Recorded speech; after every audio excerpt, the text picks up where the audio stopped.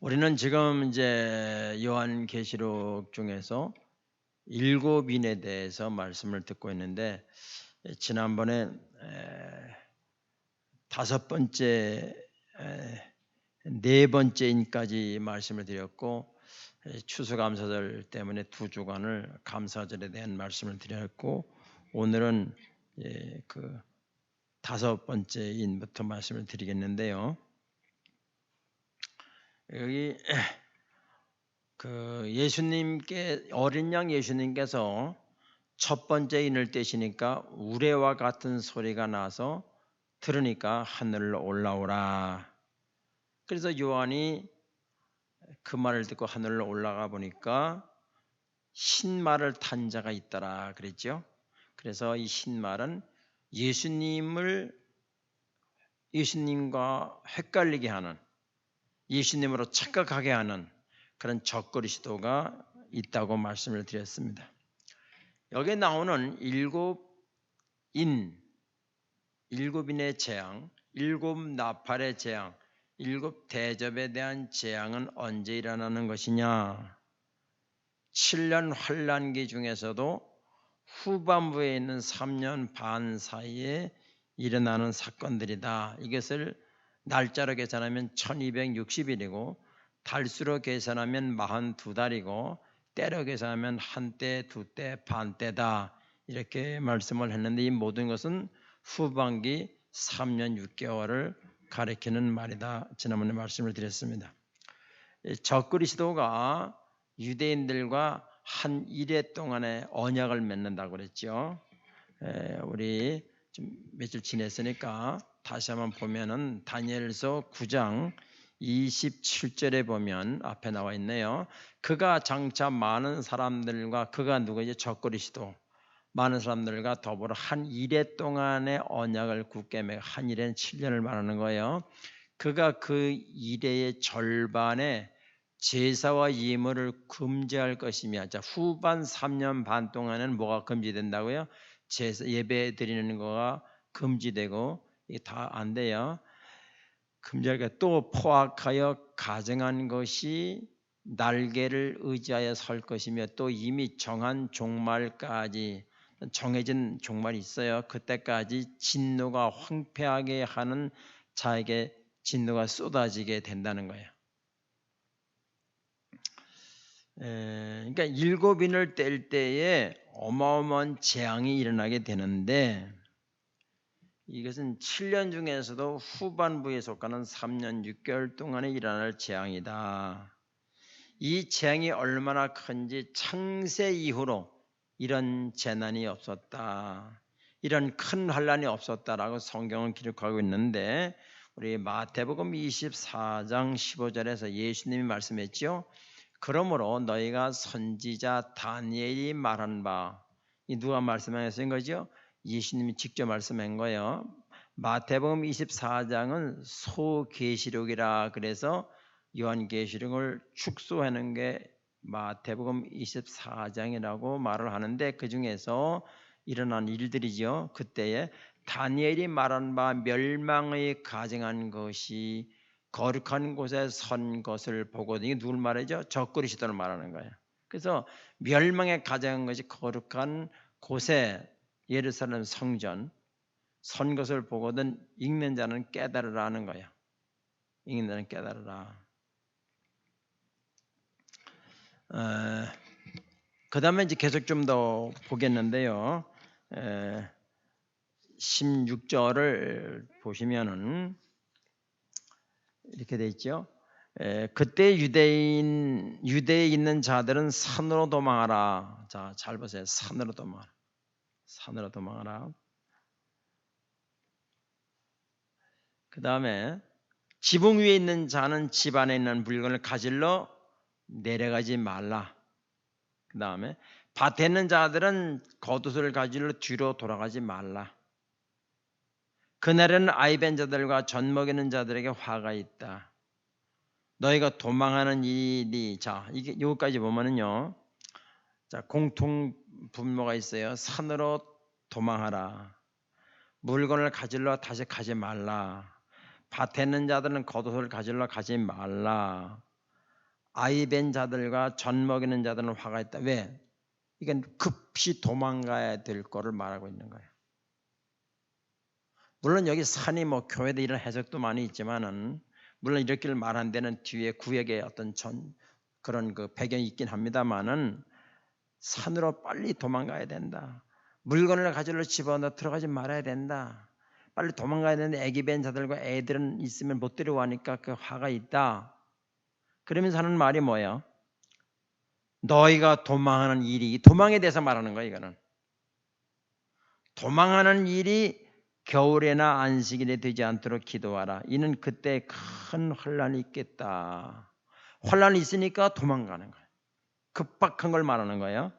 창세로부터 지금까지 이런 환란이 없었고 또 후에도 없다. 어마어마한 환란이 온다는 거예요.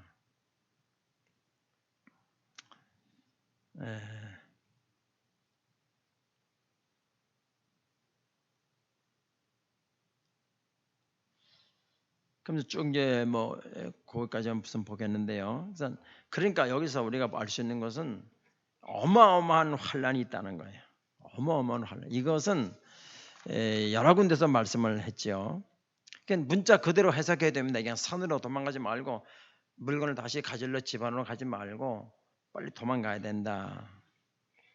데살로니가 후서 2장에서도 예수님의 재림에 대해서 말씀하셨는데 한번 2장 4절을 보겠어요. 그는 대적하는 자라 신이라고 불리는 모든 것과 숭배함을 받는 것에 대항하여 그 위에 자기를 높이고 적그리스도를 말하는 거예요. 자기를 높이는 거. 그리고 하나님의 성전에 앉아 자기를 뭐라고요? 하나님이라고 한다는 거예요. 또 분명하죠. 모든 신들이라고 불리는 것에 대해 자기가 정을 하고 내가 하나님이다라고 말하는 거예요. 그럼 이 적그리스도를 언제 패하느냐? 2장 8절에 보니까 그때 불법한 자가 나타나리니 주 예수께서 그 입의 기운으로 예수님의 입의 기운으로 그를 죽이시고 강림하여 죽인 다음에 강림하여서 지상 강림을 말하는 거죠. 나타나심으로 패하리라. 적그리스도가 언제 패하느냐? 주님이 지상 강림하실 때에 적그리스도가 완전히 패하게 된다 이렇게 말했어요.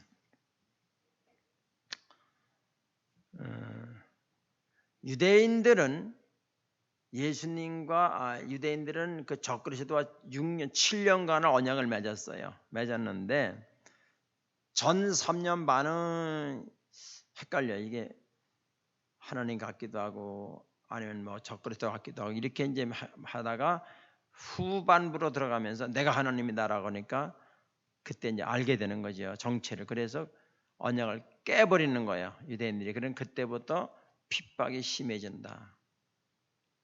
그래서 1260일 42달 한때 두때 반때 뭐 한 이래 다 이제 한때 두때 반때 이런 건 다 후 3년 반을 말하는 것이다.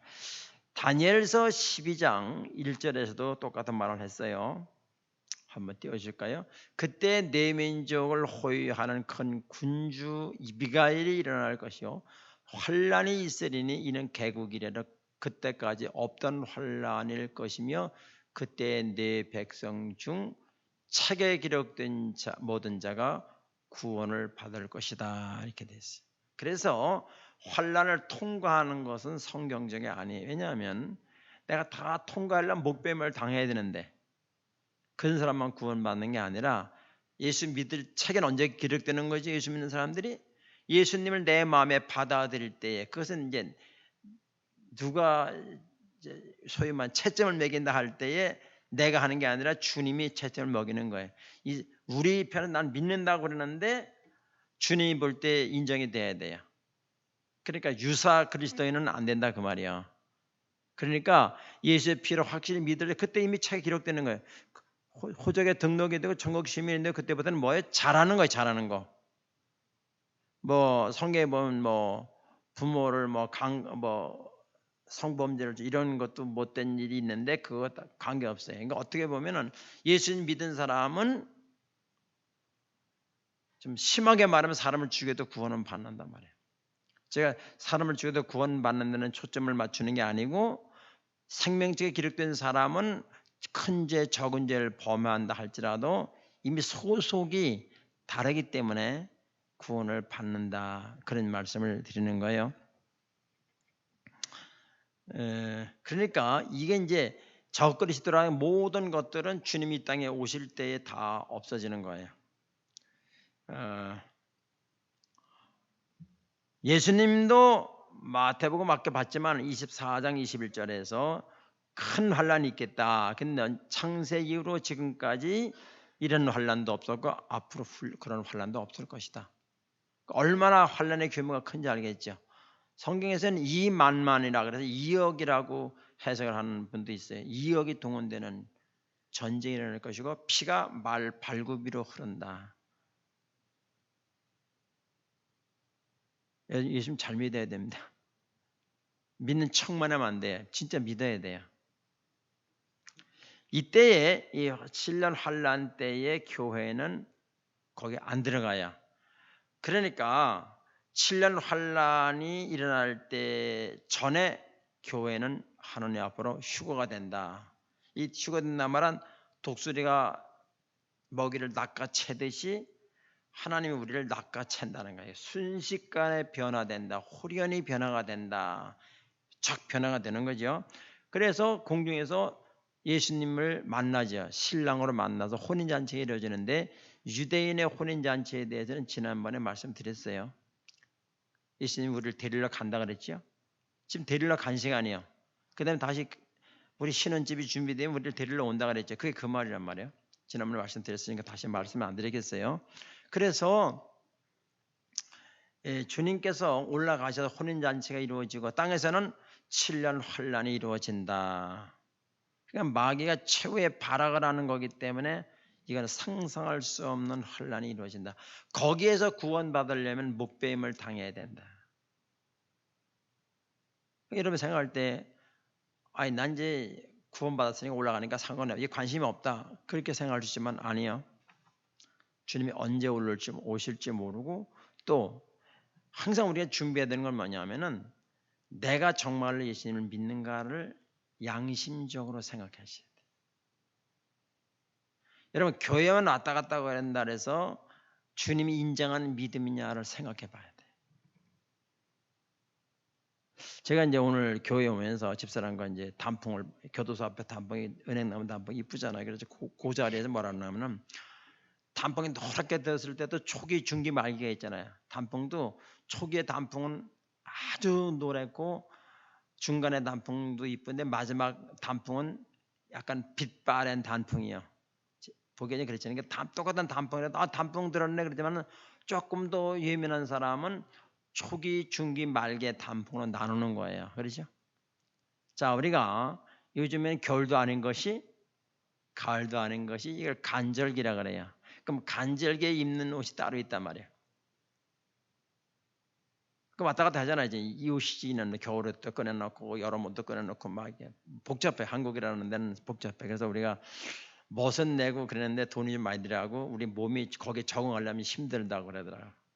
그런데 하여간에 그냥 말세라는 것도 예수님 오셔서부터 말세가 시작이 됐는데 2000년이 지났단 말이에요. 그런데 지금은 사람들 말하기를 말세에서도 끝이다 이렇게 말해요. 그런 증거들을 지난번에 말씀드렸기도 했고 그런 증거들이 지금 도처에 나타난다. 뭐 지식이 많다든가 뭐 교통이 빨라진다 여러 가지 말씀드렸지만은 요즘 계속 일본에서 계속 지진이 막 나고 그러는데 옛날 1세기 정도에 나타나던 지진의 횟수보다 지금은 그 1세기에 100년에 걸쳐서 나타나는 지진의 횟수가 지금은 뭐 10년, 20년 만에 나타나는 거예요. 또 그것도 규모도 크고요. 그러니까 7년 환란 가운데 드러나는 사람이 누구냐? 유대인들, 예수를 못 박아 죽인 유대인들하고 그 당시에 살아있는 불신자들이 같이 7년 환란에 들어간다 그 말이에요. 교회는 그 전에 들림을 받는다. 그런데 착각하지 말을 것은 뭐냐면 난 믿음이 좋은 사람이 천국 가는 건 아니에요. 믿음이 있으면 되는데 그 믿음이 진짜냐 가짜냐 그걸 전 말씀드리는 거예요. 성경을 여러분 믿는다 그렇게 말씀하시는데 성경을 보면 이런 계시록이 쭉 이런 게 나오는데 그러면 내가 이 설교를 들으면서 어떻게 살아야 된다고 하는 내가 삶의 자세가 바뀌어져야 된다는 거예요. 10년 전이나 지금이나 똑같으면 그 믿음이 없다고 봐야 돼. 관심이 없어. 우리가 간절기를 만나면 거기에 맞는 옷을 입잖아요. 그렇죠? 그거 나는 관계없어. 뭐 여름 옷 입고 다니는 사람 없어. 살아있는 사람은 간절기면 간절기, 초겨울에 맞는 옷을 입는 거예요. 그러면 우리가 예수님을 믿는다면 내 삶의 초점을 어디다 맞춰야 되느냐? 예수님께 맞춰야 된단 말이에요. 그건 아무도 몰라요. 그 사람이 어떻게 살아가는지 우리는 모르지만은 내 마음은 알아요. 나는 지금 예수님을 확실히 믿는 사람이다, 안 믿는 사람이다 라는 걸 본인은 신앙의 양심이 자기를 가르쳐요. 그러면 뭐가 달라졌느냐? 내 삶의 중심이 정말 하나님께로 옮겨졌느냐를 점검을 해봐야 된다.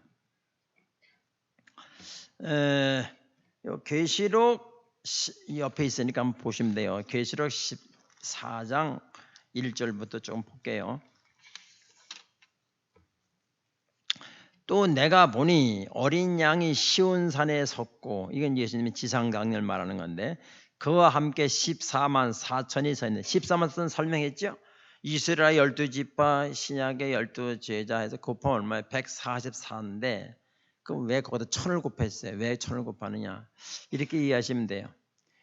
옛날에 저희 어렸을 때는 부자를 보면 뭐라 그랬죠? 백만장자. 그래, 백만장자. 제 나이보다 위 사람은 다 아실 거예요. 옛날에 부의 상징은 백만장자야. 천만장자 이런 거 없어요. 백만장자.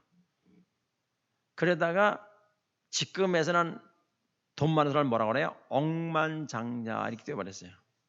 조만장자 이렇게 들어봤어요? 조만이라는 거 없어요. 억만. 그러니까 그 시대의 흐름이요. 많다고 하는 흐름의 말을 백만장자, 억만장자 그렇게 말하는. 그러면 이 144 곱하기 1000은 그 당시에 1000이라는 건 많은 숫자의 상징적인 의미예요. 그래서 14만 4천이 됐다. 이것은 구원받은 수를 대표하는 것이지 신천지처럼 14만 4천만 저기 들어간다. 어떤 사람도 그래요. 목배임을 당한 나중에 나오는데 목배임을 당한 사람의 숫자가 채워진다 그러니까 어떤 선교단체에서는 선교 목배임 당하는데 이게 보내는 사람이 있어요. 그래야 빨리 주님 오신다. 이거는 무리한 해석이지요. 자, 14만 4천은 구원받은 사람을 대표하는 것인데 그들이 이마에 어린 양의 이름과 그 아버지의 이름을 쓴 것이 있더라. 내가 하늘에서 나는 소리를 들으니 많은 물소리와도 같고 큰 우레소리와도 같은데 내가 들은 소리는 검은 고 타는 자들이 그 검은 고를 타는 것 같더라. 그들이 보좌 앞과 네 생물과 장로들 앞에서 새 노래를 부르니 땅에서 속량함을 받은 14만 4천 밖에는 너희 이 노래를 배울 자가 없더라. 이 사람들은 여자와 더불어 더럽히지 아니하고 순결한 자라.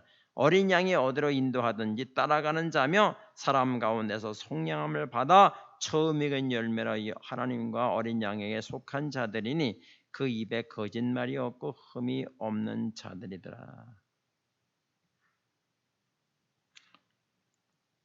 처음 익은 열매로 하나님과 어린 양에 속한 자들이다.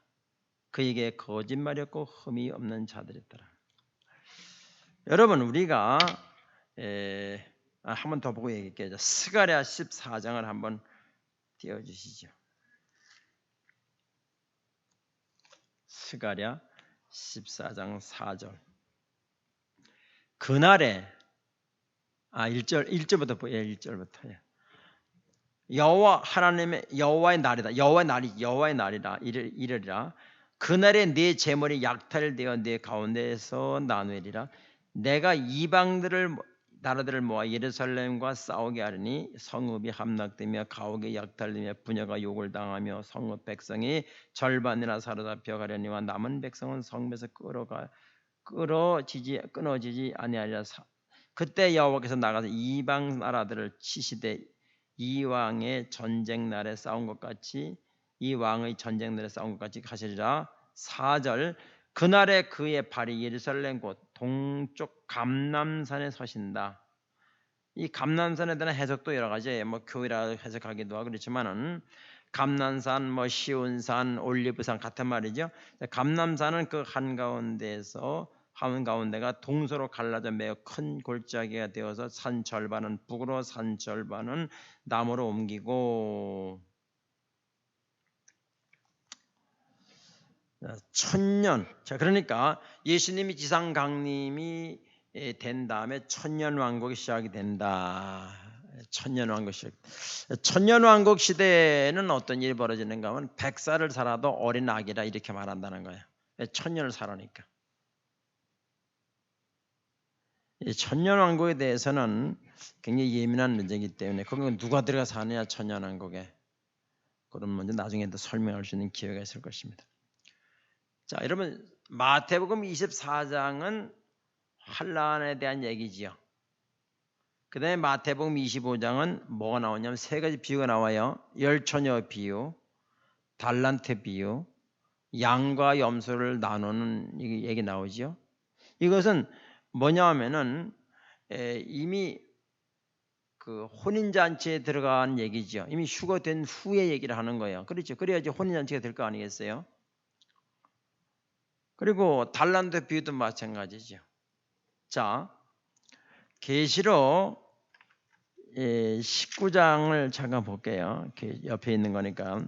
계시록 19장 7절부터 보면은 이게 혼인잔치에 대해서 얘기하는 건데 우리가 즐거워하고 크게 기뻐하며 그에게 영광을 돌리세 어린 양의 혼인 기약을 얻고 그의 아내가 자신을 준비하였으므로 그에게 빛나고 깨끗한 쇠마포 옷을 입도록 허락하였다. 누구에게? 신부에게 쇠마포 옷을 입다. 쇠마포 옷을 입으려면 어떻게 해야 돼요? 육체가 있어야 입지요. 영은 옷을 못 입어요. 그러니까 우리는 부활 주님 앞에 올라가서 예수를 만날 때 몸으로 육체로 입는 거예요. 육체를 가지고 간다는 거예요. 쇠마포옷을 입어야 되니까. 그런데 주님 앞에 갔을 때에 이런 몸이 썩고 병드는 몸이 아니라 어떤 몸으로 썩지도 않고 병들지도 않고 늙지도 않는 몸으로 올라간다는 거예요. 쇠마포 옷은 성도들의 옳은 행실이라. 여러분 우리가 우리 이제 이건 하나 조심해야 돼요. 저는 분명히 예수님 믿는데 행동을 보니까 예수님 만날 수 있을까? 그래 불안해하지 마세요. 우리가 예수님을 믿으면 그러니까 이제 예수님을 믿는 믿음 큰 믿음 작은 믿음이 없어요. 똑같은데 각자 은사가 다 달라져. 내가 예수님을 믿는다는 거 다시 말씀드리지만 내가 예수님 믿는다는 내가 알아요. 다른 사람은 절대 몰라. 교회 다니는 척은 하고 예수 믿는 척은 할 수 있는데 본인은 그거는 주님만 알아. 정확히 아셔요. 제가 여러분 아무리 작은 나무도 큰 나무든 살아있는 나무는 달라요.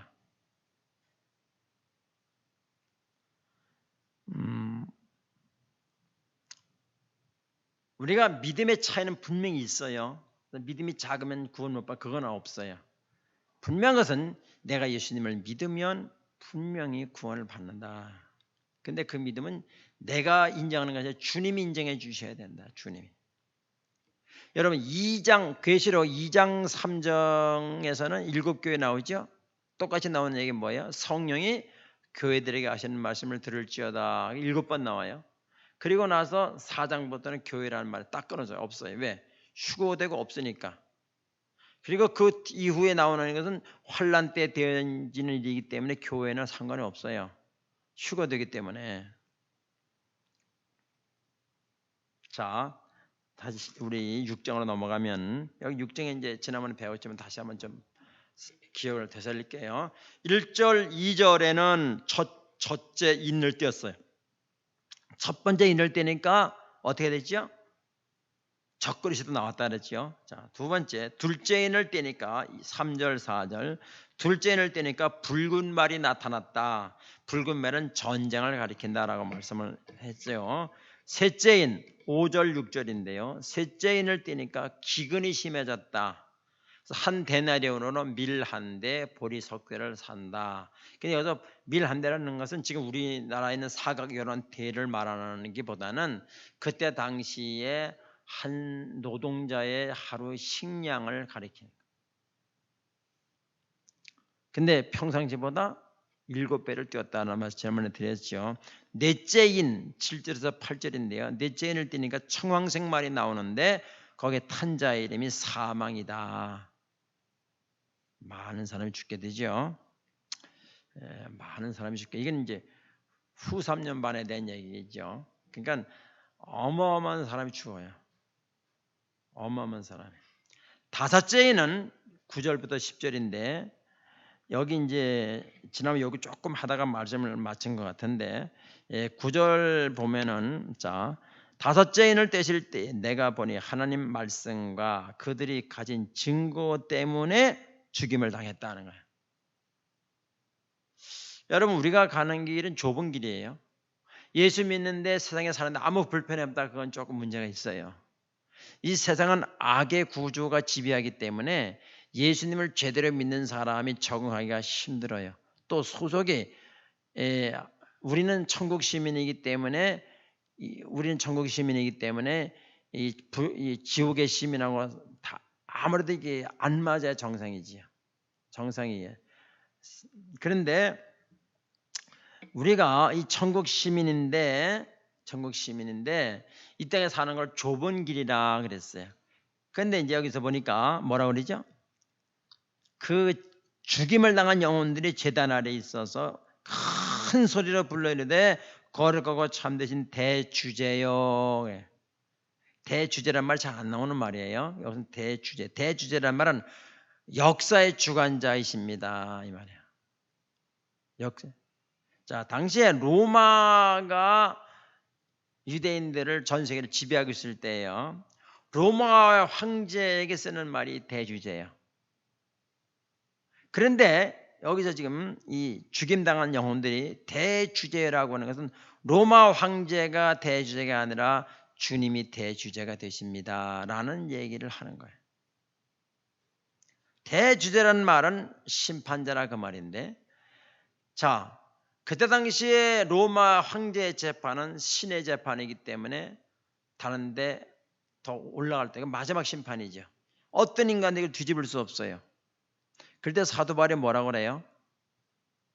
사도 바울도 이 재판을 받잖아요. 나올 길이 없어요. 그런데 사도 바울도 그런 말 하죠. 심판하실 이가 있다는 거예요. 지금 로마 황제가 사람들을 재판해서 그리스도인들을 죽이는데 올바른 심판하실 분이 있다는 거예요. 그 대주제요. 그 말 대주제요. 뭐라고 그래요? 대주제요. 땅에 거하는 자들을 심판하여 우리 피를 갚아주지 아니하시기를 어느 때까지 하시렵니까? 땅에 있는, 그러니까 본인은 어디 있다는 거예요? 하늘에 올라갔지. 올라갔으니까 땅에 있는 자들이라고 말하는 거예요. 땅에 지금 있는 자들, 그 사람들을 언제까지 피를 갚아주겠느냐? 언제 심판하겠느냐? 그래서 우리의 피값을 언제 갚아주겠느냐? 우리 억울함을 언제 갚아주겠느냐라고 말하는 거예요. 그리스도인들이 우리가 이제 뭐 어제 며칠 전에 이제 어떤 분하고 식사를 했는데 이런 질문을 하더라고요. 사모님은 남에게 나쁜 말을 들었을 때 어떻게 그걸 해소하느냐 이런 얘기를 하더라고. 그래서 여러분 어떻게 해결해요? 나는 해결할 게 없어. 왜? 사람의 판단은 흘러가는 구름이요. 사람의 판단은 흘러가는 바람이요. 그거에 뭐를 쓰면 안 돼. 이렇게 못 살아요. 더구나 그리스도인들은요. 얼마나 억울한 누명을 많이 씁니까? 3자 되면 해야 됩니까? 그럴 필요 없어요. 대주제를 믿으셔야 됩니다. 이게 정리가 안 되면요. 암병 걸려 못 살아. 이 생을 살다 보면 목사뿐만 아니라 모든 사람이 다 마찬가지죠.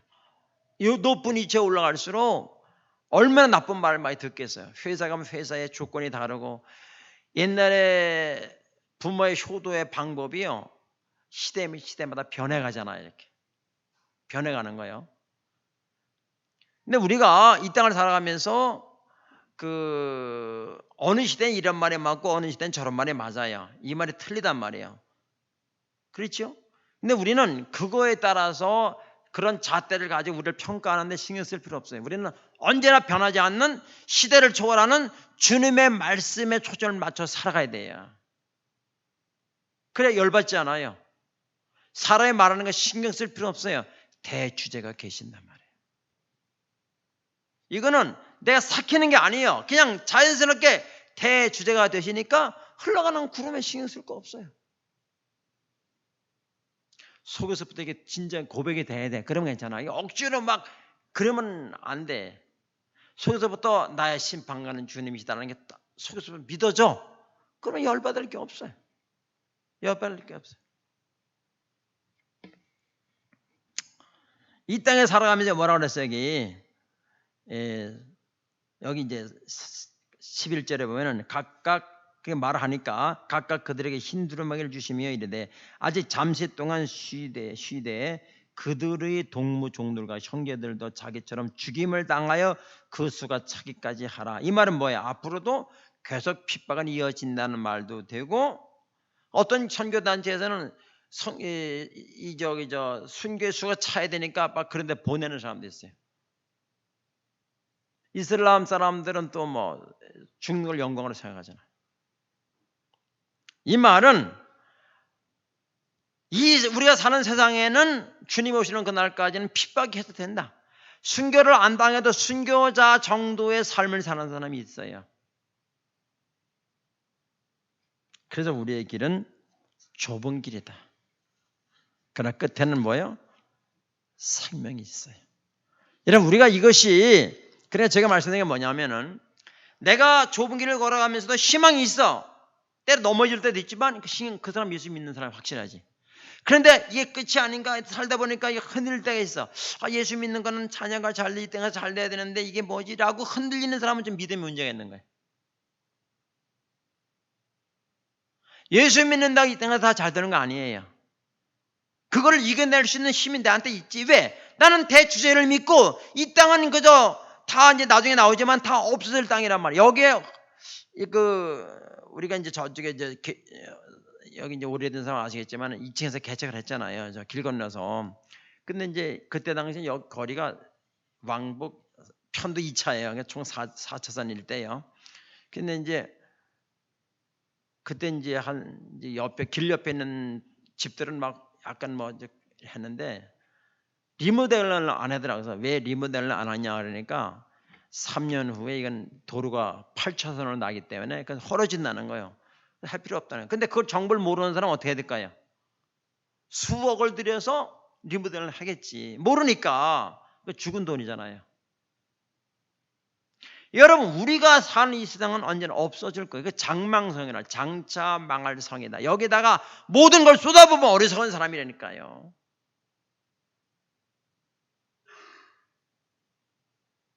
(100% 우리가 안 그럴 수는 없지만은 정도의 차이가 있는 거예요. 주님은 아신단 말이에요. 그거를 우리가 장차 망할, 우리가 여러분 이 늙는 피부는 어쩔 수 없어. 조금 이렇게 재생이 안 되잖아요. 좀 늦추는 건 돼.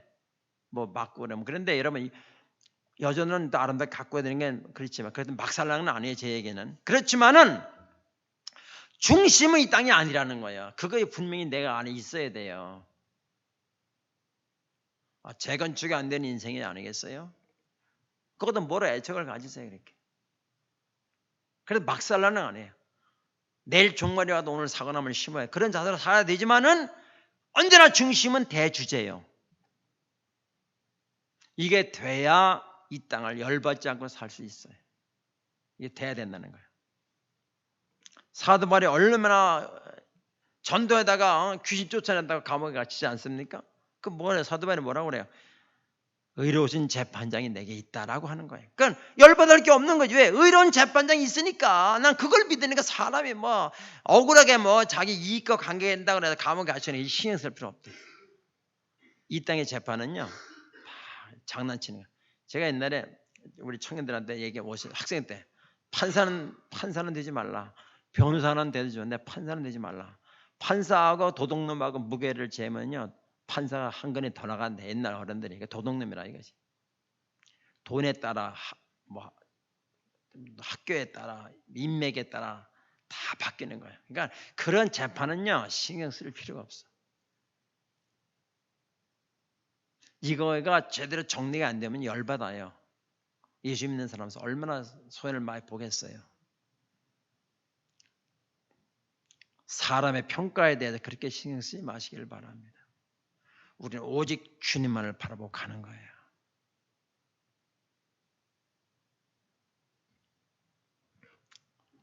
주님의 나라가 완성되기 전까지 이런 계속 된다는 거예요. 그다음에 6번째 인을 이제 띄게 되는데 12절부터 내가 보니 6째 인을 떼실 때에 큰 지진이 나며 해가 검은 털로 짠 상복같이 검어지고 해가 검어진다는 거예요. 달은 온통 피같이 되며 하늘의 별들이 무화과 나무가 태풍에 흔들려 서리건 열매가 떨어지는 것 같이 별들이 떨어진다는 거예요. 그 다음에 하늘은 두루마리가 말리는 것 같이 떠나가고 산과 섬이 제자리에서 옮겨지고 땅의 인간들과 왕족들과 장군들과 부자들과 강한 자들과 모든 종과 자유인이 굴과 산들의 바위의 틈에 숨어서 자 이렇게 되면 해결해야 될 거 아니에요. 유대인까지 남은 사람들이 그런 재앙을 받는 거 아니에요. 그러면 아이고 해결해야 될 거 아니에요. 유대인들이 아이고 우리 메시아를 죽였구나 이래야 되는데 해결 안 해. 또 어떻게 돼요? 바위 굴과 산들 바위에 숨어가지고 뭐라 그래요? 산들과 바위에게 말하기를 우리 위에 떨어져 보좌에 앉으신 이 얼굴에서와 그 어린 양의 진노에서 우리를 가리라. 자, 저는 이걸 보면서 바위가 나에게 떨어져서 산들이 나를 덮어가지고 있는 것보다 어린 양의 진노가 더 심하다는 거예요. 그러니까 그거 보고 나를 가려달라는 거예요 지금.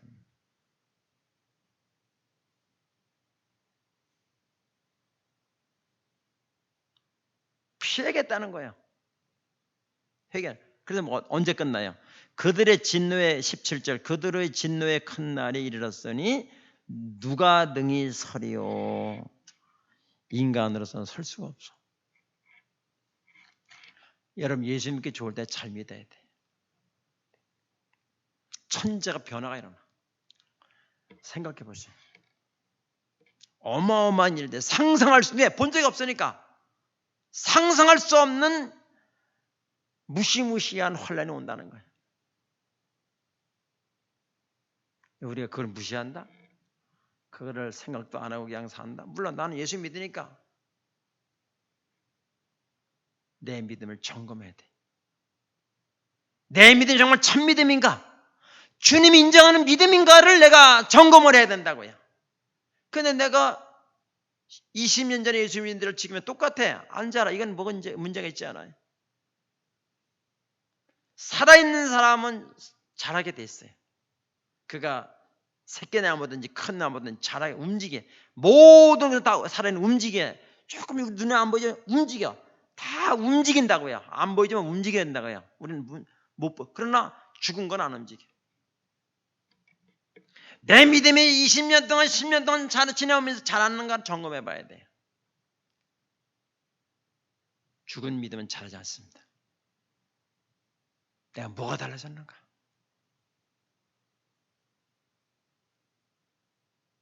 내 기도는 주님이 살아있다고 내 기도를 듣는다고 정말 기도를 하는가? 그냥 하는가? 아니면 그것도 안 하는가?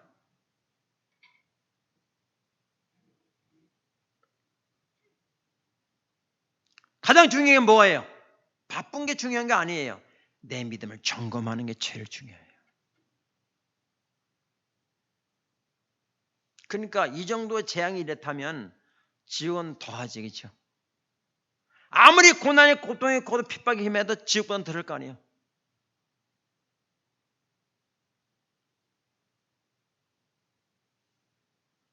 가장 급선무는 뭐냐면 내일을 미루지 마세요. 내 믿음을 점검하셔야 돼. 내가 과연 주님 인정하는 믿음인가? 내가 예배 드리니까 천만의 말씀이 예배 드린다 구원받은 거 아니에요.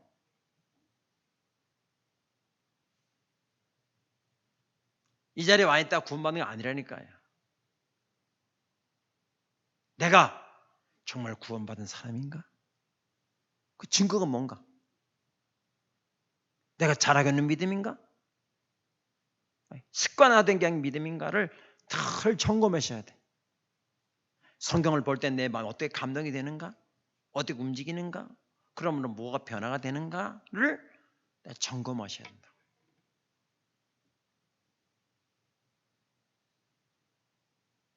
무엇이 더 급하겠습니까?